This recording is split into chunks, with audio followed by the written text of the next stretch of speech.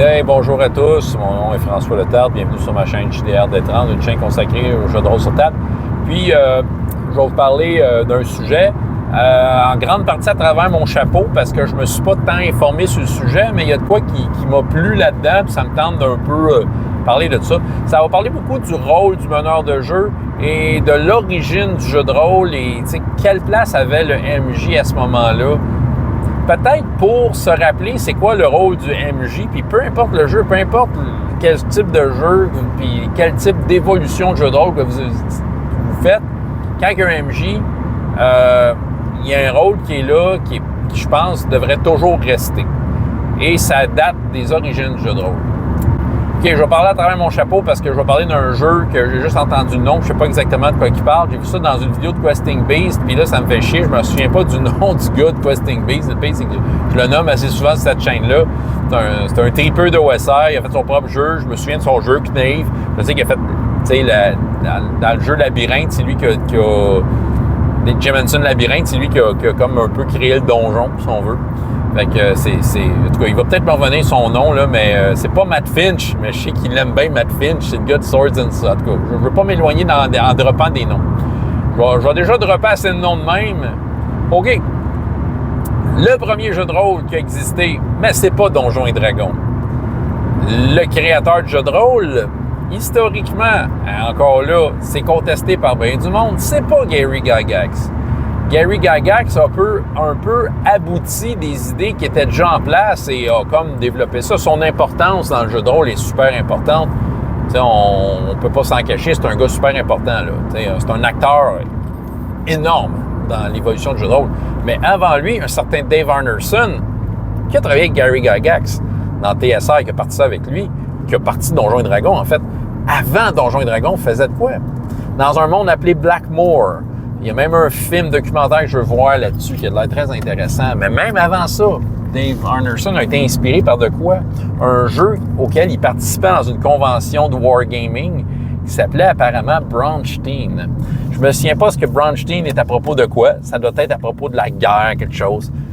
Ce qui était particulier de Braunstein, c'est que c'était un wargame, mais dans lequel les joueurs incarnaient vraiment le rôle de personnage important dans une bataille. Oui, il y avait des troupes et tout ça, de ce que je comprends, vous pourriez me corriger, mais il y avait ceux qui manipulaient en arrière. Des commandants, des espions, ça pouvait être toutes sortes de rôles de même, et ils incarnaient ces personnages-là et ils pouvaient comme agir en tant que ces personnages-là autour de la table, dans la salle dans laquelle se déroulait l'affaire, et ils avaient liberté totale de ce qu'ils pouvaient faire. Qu'est-ce qui permettait cette liberté-là? C'est que Braunstein est inspiré d'un wargame plus classique, où est-ce que, bon, il y a des joueurs et des règles. C'est sûr que là, si tu voulais essayer de quelque chose qui n'était pas dans les règles, avant, on va dire, bon, il fallait que tu t'ostines avec les autres joueurs pour essayer de voir qui a raison, puis trouver quel compromis qui fait que le jeu peut continuer maintenant. Mais là, avec un arbitre, c'est ça, dans Braunstein, il y avait un arbitre. Il semblerait que c'est une pratique dans des wargames qui se faisait fin du 19e, début 20e siècle, qui a été enlevé pour une raison quelconque. Mais là, Braunstein, ils ont voulu ramener ça. Avoir un arbitre à la table. Quelqu'un qui va trancher pour les situations que les règles ne semblent pas couvrir de façon convenable. Et ça change toute la dynamique. Parce que là, les joueurs, les acteurs de ces différentes mises en scène-là de guerre pouvaient dire « Hey, je vais essayer de faire telle affaire ». Il arrivait devant l'arbitre en expliquant « Hey, je veux faire telle affaire, je veux que mon personnage sabote les engins de guerre de l'ennemi, puis voici comment il va s'y prendre. » Bref, une situation de jeu de rôle tout à fait normale aujourd'hui. Et l'arbitre de décider « OK, de quelle façon ça va se résoudre ». D'être juste, en tenant compte de ce qu'il connaît des règles, de ce qu'il connaît des probabilités, de ce qu'il connaît du monde, en tenant compte de différentes affaires, puis il pouvait décider, OK, puis là, il a inventé une règle on the spot, soit inspirée des règles existantes, ou il en a inventé une complètement out of nowhere. Le gars qui fait ça, son nom m'échappe, est encore en vie. Monsieur assez âgé, c'était dans les fins des années 60, mais il semblerait qu'il va encore au Gary Con pour faire de ces games-là. Et le fameux monsieur dont je me souviens pas, Questing Beast, mot t'a dit, il était là cette année, puis ça a l'air qu'il a capoté sa vie à jouer à ça. Parce que l'interaction sociale était vraiment importante autour d'une table de ça. C'était un jeu de rôle, oui, différent, c'est sûr, là, mais c'était un jeu de rôle, c'était une interaction sociale. Tout était basé sur ce que les joueurs se racontaient et de quelle façon l'arbitre allait trancher pour ça, parce que ça te prenait l'arbitre aussi, là. Tu sais, pour dire, voici comment on va faire ça. Puis c'est vraiment l'interaction sociale. Et là, le monsieur, comme je dis, il en fait encore. Et c'est ça, jadis, le fameux Dave Arneson, c'est ça, semblerait, c'est selon ce que j'ai vu dans la vidéo, ce qu'il raconte, le premier personnage joueur mort dans ce qui ressemble le plus à un jeu de rôle dans les premières instances, dans Bronstein, ça serait le personnage de Dave Arneson, probablement, que c'était comme « Wow, man! » T'sais, oui, OK, il y a des soldats qui meurent, des troupes, là, mais mettons, là, un personnage important, là, de quelqu'un que tu t'es quasiment attaché à lui pendant la game. Là, je fabule un peu, mais ça serait Dave Arneson, ça l'aurait bien gros inspiré. Bon, je vous ai tout un peu raconté ça, vous irez lire Wikipédia, la vérité sur Internet. Il y a sûrement d'autres choses qu'il raconte. Mais ça ramène à quelque chose, OK?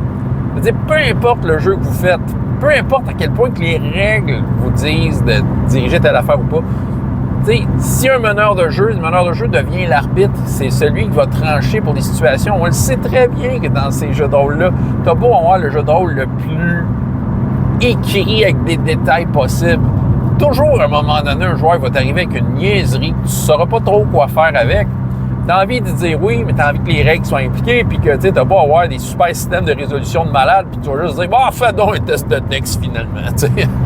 Puis que, tu sais, puis tout le monde va être bien content de cet arbitrage-là. Tu sais, je pense que l'arbitrage est très important. Tu sais, pour ceux qui lèvent le nez sur la façon OSR, c'est pas bon. Ben oui, mais ça revient à ça. Même si c'est un jeu, comme je dis, même si c'est un jeu super détaillé, tu vas toujours finir par faire l'affaire OSR, même sans t'en apercevoir. Tu vas toujours finir par faire un rulings. Tu vas toujours finir par faire du player skills. Tu vas toujours finir par un peu tout ce que l'OSR a un peu relevé, puis qu'on s'aperçoit que probablement dans ces vieilles façons de faire là, c'était ça d'emblée, parce que tu n'avais pas d'autre choix, tu n'avais pas d'autres règles, c'est ça.